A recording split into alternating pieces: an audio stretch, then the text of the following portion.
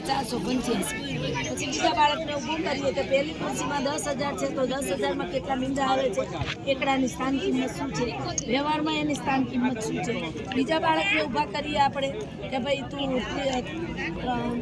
16 કાનામાં તગડો છે, તો તગડાની શું કિંમત થઈ અને કેટલા મીંડા આવે, 300 રૂપિયાનું શું આવે, શું તમે ખરીદી કરી શકો છો, તો એના વિશે એને ખબર પડે।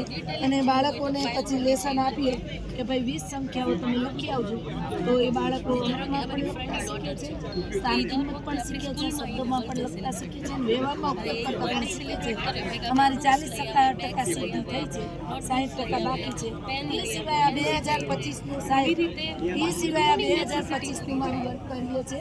અને બીજું જોવું હોય તો અઠવાડિયું લેવું પડે, આખી સ્કૂલ ભરેલી છે અને આ બધું બાળકોનું કામ કરેલું છે, બાળકો બધું જ કરે છે જો આપણે કરાવીએ તો।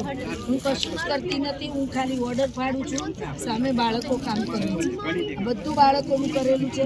પછી આપણે વાંચન ગણન લેખનનું એક ક્રિયા આપણે ચાલે છે, તો દરરોજ 10 મિનિટનું વાંચન ગણન લેખન ફરજિયાત લેવાનું, એટલે લેવાનું જ। તો જે બાળકોને મનગમતું આપો તોય ભલે, અને હું યુટ્યુબમાં પણ છું, મને ફોલો કરજો બેન, મીનાબેન પરમાર।